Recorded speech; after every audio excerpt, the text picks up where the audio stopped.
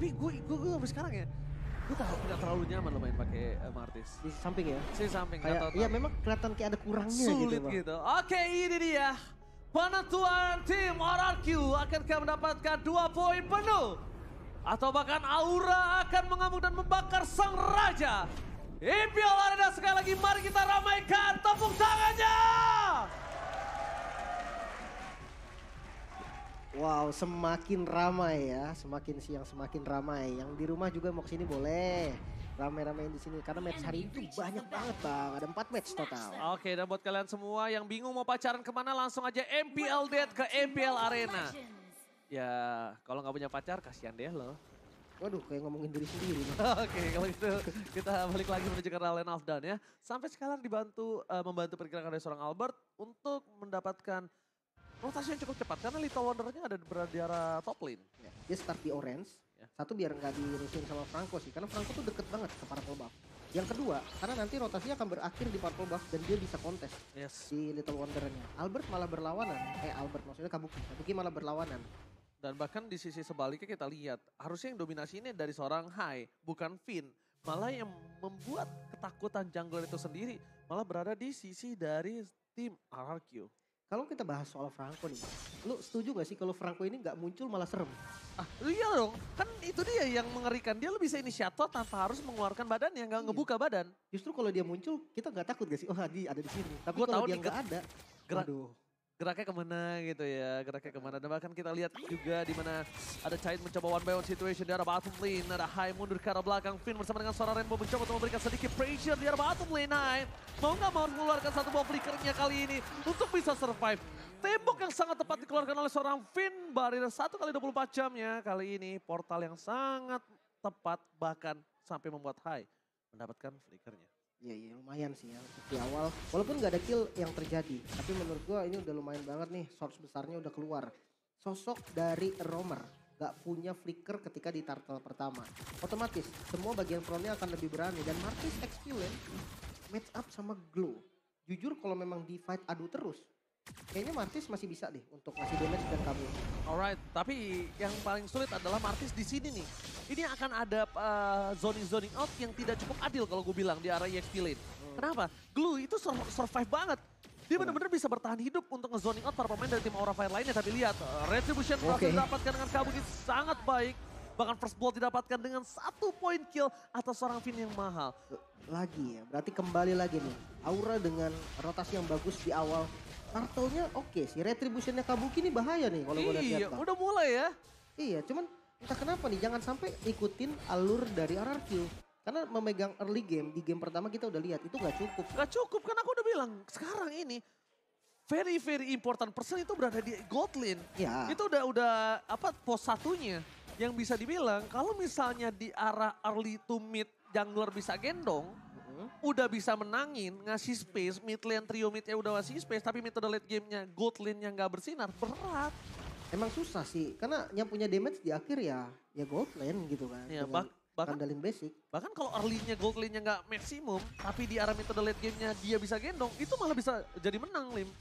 Menarik ya. Dengan sekarang tuh memang rata-rata kayak gitu, karena tanknya kan ada di jungle. Bahkan kita lihat kayak Albert pakai Pakito pun sebenarnya dia bukan carry utama bang. Yes bener, aku juga setuju. Carry utamanya akan ada tetap di Skylar. Pos satunya udah tetap di Skylar, ini posisi very important personnya di Skylar. Dan bahkan kalau misalnya kita lihat, Aura Fire ini agak lebih cepat rotasinya, Vestager balik lagi dan untuk yang belum silakan Lim. Wah lihat kan, yang tadi Skylar dia gak ambil penet sama sekali bang. Yes. Dia ngambil full Regen. Tapi kalau kita lihat dari embelnya Cait, ada 1 poin penetrasi. Ini yang sempat tadi gue ngobrol juga sama bang. Watch tapi dikeluarkan begitu saja dan menjadi pilihan utama dan hilang. Hai, memberikan pelodian menuju ke arah Skylar, fokuskan Skylar tapi lihat flicker save the day. Membuat seorang Kabuki bahkan gak bisa melakukan following up di arah bottom lane. Double kill, Facehugger dengan power hero-nya, ingat. Facehugger 1 season bahkan dia hampir tidak dikasih Farsha-nya di MPL beberapa waktu lalu.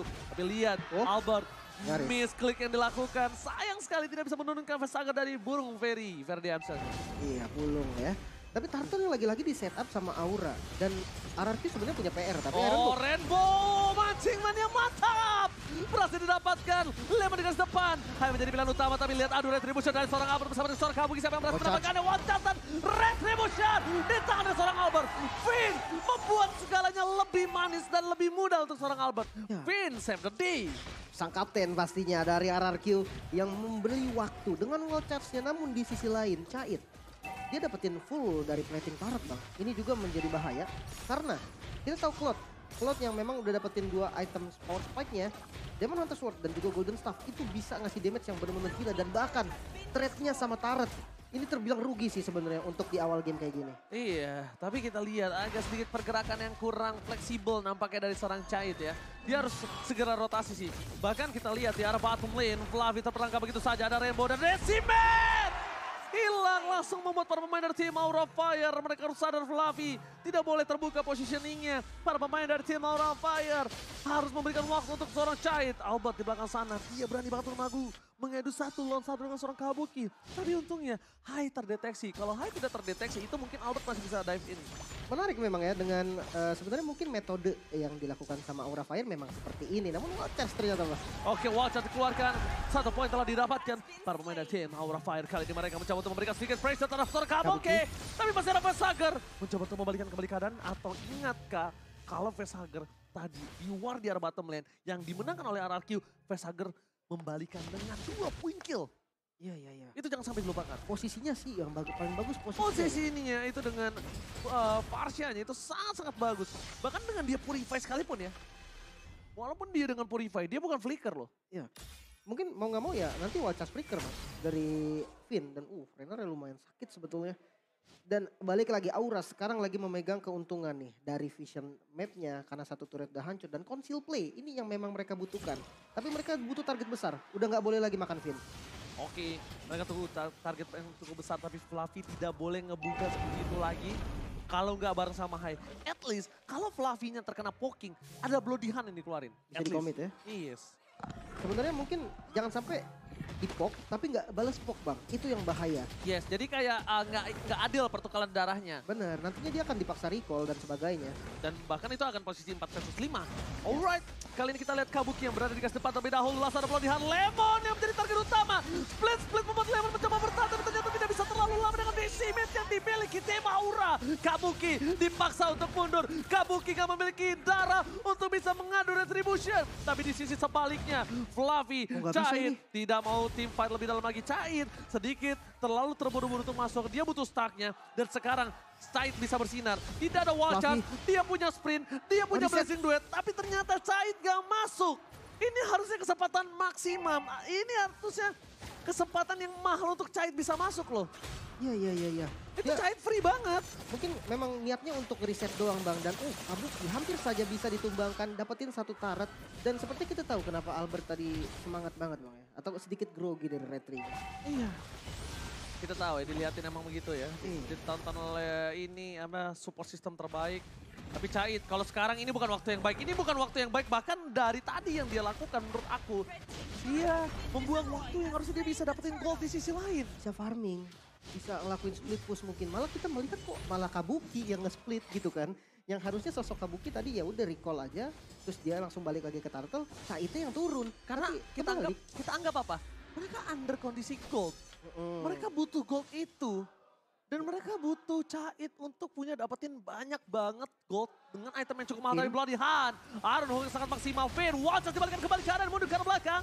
Cait masih bermain dengan safety kali ini. Tapi para pemain dari tim Aura Fire mereka sepertinya tidak akan dilepas begitu saja. Finn dan strike for defensive Cait. Blazing duet hanya untuk defensif. Sedikit pergerakan yang cukup sayang sekali bahkan mereka harus kehilangan high-nya.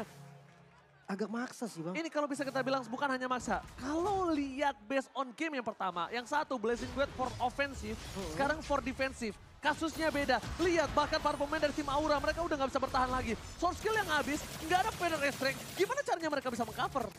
Mungkin di war yang tadi ya, pertama satu Source Blazing Duet yang udah keluar. Entah kenapa Blazing Duet kan udah keluar nih. Tapi tiba-tiba kita ngelihat Hyde yang masih nyoba Iron Hook bang. Emang nggak kena siapa-siapa, tapi tetap susah. Tapi lihat Tel ini masuk terlalu dalam, Finn. Memang sering terjadi seperti itu. Dan bahkan Finn adalah salah satu roamer yang sering di take down gak sih? Ya sebenarnya mungkin gini ya. Most Ini dead dia tuh salah satu romer most dead ya. kalau gue coba pikirin nih apa yang coba dilakukan Vin. Dia ngebuang Bloody Hand bang. Karena Bloody Hand ini pasti ada yang kena loh. Yes. Mau nggak mau. Dan ya udah dia kasih badan dia. Dan kalau dari segi item nih. Ternyata dari kedua XP lane nih. Lemon dan juga Fluffy. Fluffy pakai Fury Hammer nih. Buat nambahin penetrasinya. Tapi nextnya lebih ke item defense. Seperti Dominance dan Molten Essence yang bisa mempercepat clearnya. Mungkin satu Bloodlust kali ya. Yang enak juga untuk sustain. Tapi kalau memang mau damage ke arah Hunter Strike berarti. Sementara kalau Lemon ya kita tahu Glow lah. Curse Helmet, Dominance, item-item yang di base-nya adalah item defense. Itu udah berfungsi banget karena dia mainnya pakai max health. Yang bikin dia nanti lebih enak lagi, lebih sakit juga. Right. Cloud kali ini dibuka terlebih dahulu oleh para pemain dari tim RRQ yang masih jauh. Aura Fire Bisa dengan ini? sangat cepat dan dia bisa dapetin. Dia bisa dapetin Lord kali ini. Retribution didapatkan oleh seorang Kabuki dengan sangat mudah dan wild shot dikeluarkan begitu saja. Beda dari Stefan defensif tapi Hyter berangkat di depan sana. Mendapatkan satu buah poin kill atas Romer. It's okay. Facehager. It's okay, no problem. Tapi lihat di arah bottom sana. Lemon. Facehager masih mau lebih dan di follow up oleh seorang Albert. Ditukar dari seorang Albert dan di sini Albert juga menjadi korban jiwa. Double kill from Rainbow. Giant. Akhirnya Giant bersinar dengan ada offensive game yang dimiliki dan ternyata Kabuki tertinggal. Damage yang diberikan dan bahkan benar-benar dimainin kucing-kucingan di depan sana oleh seorang Rainbow. Oh di side-nya sih yang mungkin agak kurang tepat tadi ya untuk kejar ke arah Rainbow. Karena ya kita tahu Benedetta damage-nya nggak seberapa. Dia nggak bisa burst damage dan dengan dapatnya Lord. Aura Fire malah kehilangan inner turret-nya. Ini yang bahaya. Lagi-lagi Hai yang udah bagus tadi dia jadi korban. Dia jadi Cukup tumbal. satu, udah. Ya, Cukup sisanya satu kan? mundur. Mundur, reset karena Rom yang tumbang, ya uts gitu loh. Hidupnya juga cepat kok. Tapi masalahnya ya dengan Lord yang kali ini mereka dapatkan. Paling nggak tujuan mereka harus dapetin inner turret-nya dulu nih. Apakah cuma satu inner turret yang dapat? Kalau misalkan satu itu bakal jadi rugi banget. Alright, tapi di arah top lane sana Lemon mencoba untuk menahan Lord agar tidak masuk ke arah turret yang dimiliki dari tim RRQ. Mencoba untuk menutup begitu saja Facehager. Udah tidak ada lagi Vader Effect yang dimiliki. Sedangkan Skylar dengan sangat cepat, dengan sangat instan melahap seluruh Lord di arah top lane. Aura Fire mendapatkan Lord tapi Aura Fire belum bisa mengejar dari segi gold. Lim. Wah ini sebenarnya ya defense yang dari RRQ lakukan tadi itu terbilang bagus juga. Tapi entah kenapa using Lord dari auranya juga masih belum maksimal. Yang pertama dia nggak 3 lane. Terus untuk pemilihan siapa yang ngisi di laning yang ada Lordnya. Menurut gue masih desainnya kurang tepat dari segi hero power ya. Oke, tapi lihat Albert dengan damage yang diberikan terlalu banyak. Tapi Bloody Hand telah dikeluarkan, ini dia. Bloody Hand yang sengaja dikeluarkan bersama dengan Watchers. Tapi no follow damage yang dimiliki dari tim RRQ membuat tim Aura masih bertahan. Tidak ada sama sekali follow up dan bahkan pertukaran damage yang tidak cukup adil kalau bisa aku lihat. Ya dan akhirnya tidak dapetin satupun inner turret dari Aura ya. Sementara ketika tadi Lordnya didapetin sama Aura dan Kabuki ada sedikit misplay jadi tumbang. RRQ dapat satu loh di bagian bottom lane. Dan ini malah keuntungannya malah ke arah RRQ. Yang dapat Lord Aura tetap yang untung RRQ. Iya. Dengan using yang gak bagus dan semakin late game. Oke, Cloud semakin dahsyat. Parsia semakin enak. Tapi jangan lupakan Albert yang udah dapetin power spike dari itemnya. Bisa langsung numbangin Cloud ataupun ke arah Parsia secara mudah. Instant pick off. Yes, double jab. Double jab. Ya kan kita bakal lihat para pemain dari tim Aura mereka memberikan EXP lane-nya bersama dengan tim RRQ. Tapi Lemon melihat posisi dari seorang Facehager di garis depan. Lemon benar-benar membuat seorang Facehager ini ketakutan. Tapi Rainbow di depan sana memancing keributan. Aaron Hookah berhasil. Lemon mencoba mendapatkan Fluffy dan ternyata masih berhasil hidup. Udah ada informasi diberikan, tidak ada ultimate dari seorang Lemon. Rainbow di garis depan, flicker digunakan untuk defensif. Permain dari tim Aura Fire, Chai Mustang. Iron Hood yang sangat luar biasa manis dan Bloody Hand-nya kali ini ternyata belum maksimal. Sedangkan dari seorang Chai Sakratul Maut, Chai mundur ke arah belakang. Sprint bakal digunakan, double kill from Skylar. Membuat para pemain dari tim Aura gak bisa masuk lebih dalam lagi. Kayaknya udah harus pilih-pilih target sih untuk sekarang. Udah gak bisa lagi nih ngebuang Bloody Hand ke arah Finn, apalagi dengan follow up damage yang nggak pas tadi ya, timingnya kurang. Kelihatannya kayak belum siap gitu sih. Tadi dari Caitnya masih lumayan jauh. Terus dari Parsia nggak mungkin buka Fitter Strike. Dan Lord yang di setup sama RRQ. Lagi-lagi Kabuki mungkin saja untuk melakukan steal. Tapi Lemon udah ngezoning di bagian depan. Tapi bukan hanya itu. Lemon melakukan zoning out. Tapi yang lebih mahal adalah Lemon berhasil ngebuat Cait ter-take down. Itu lebih mahal. Tidak ada power dari Blazing Duet. Bahkan Kabuki di zoning out. Lemon masih mau lebih. Di sisi sebaliknya Kabuki ter-take down bersama dengan seorang Cait. 2 hilang di saat Lord diamankan oleh tim RRQ. Ini bencana untuk tim Aura Fire. Wah, lagi-lagi dominasi dari early selalu dipegang oleh Aura Fire.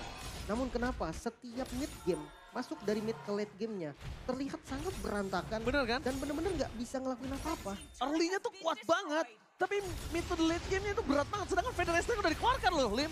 Wah, Lordnya masih jalan ke Lordnya atas. masih jalan. Dibalas dengan satu Mariner Apati. Ini mencoba untuk mendapatkan satu buat turret dari Tobin. Aura Fire. Mereka tidak memiliki Fluffy. power of high ground. Fluffy harus sudah mulai sabar. Sedangkan dari seorang Albert sama seorang Skylar. Mendorong 2 wave secara bersamaan di 2 lane yang berbeda. Aura Fire, mereka harus sabar. Kabuki nggak boleh masuk lebih dalam lagi. Lihat damage yang diberikan dari seorang Skylar dengan damage dari Rennernya. Cukup sakit. Face turret aja udah paling mahal. Ini udah cukup dia dapatkan. Udah nggak bisa lagi dari tim RRQ untuk masuk lebih dalam. Dan Aura mungkin Fasager udah mulai harus siapin Federal Strike-nya khusus di momen-momen tertentu. Kenapa? Biarkan Caitnya yang melakukan clear minion. Iya, ataupun poking damage bagian depan nggak boleh buang Fatal Strike sih. Dan ya satu tadi itu targeting. Kayaknya Vin udah nggak boleh nih untuk dimakan pakai Bloodihan. Karena damage-nya pun nggak cukup, Bang. Udah nggak kuat. Iya, udah bener-bener kuat banget dan akhirnya selalu dibalikin. Apalagi udah ada punya Immortal dari Vin. Ini bikin mereka udah nggak boleh lagi nih maju ke depan. Dari emblemnya pun ada penetrasi. Oke, tapi bahkan Vin emang sengaja. Dia ini seperti kata Bung Lim. Dia akan setidaknya, walaupun dia tumbang, gua mau nuker dengan 5 ultimate kalau bisa. Benar, yang paling penting Bloodihan-nya sih. Itu yang paling pengen di trigger ya. Tapi kalau kita lihat di item ketiga ternyata memaksa untuk bikinnya Immortal. Dan ini source magical damage bisa masuk ke arah Vin. Oke, tapi gampang. lihat sebentar lagi akan ada flanking dari seorang Vin. Sekarang di garis depan dan Wajar. Wajar bersama dengan seorang Skala surprise attack dikeluarkan begitu saja. Cahaya Sakratal maut menuju ke arah belakang. Lemon mencoba untuk mengejar. Rainbow is coming up bersama dengan seorang Albert Kabuki. Akan di-take di depan sana. Champion dikeluarkan membuat Kabuki terperangkap di dalam zona nyaman. Fluffy, flicker for defensive. Para pemain dari tim RRQ mereka coba untuk mendorong di arah tengah. Cait, what are you doing? Harus mundur ke arah belakang. Dia nggak bisa ngapa-ngapain karena udah nggak ada lagi blazing duet. Dan ternyata fucking damage 2 hit from Cait take down. Fluffy seorang diri, wipe out. Raja dari skala Raja berhasil mengamankan 2 poin tanpa balas. Wah, RRQ kali ini menggila dengan sama ya, comeback juga momennya. Dan yes, 2-0 Israel. Lagi-lagi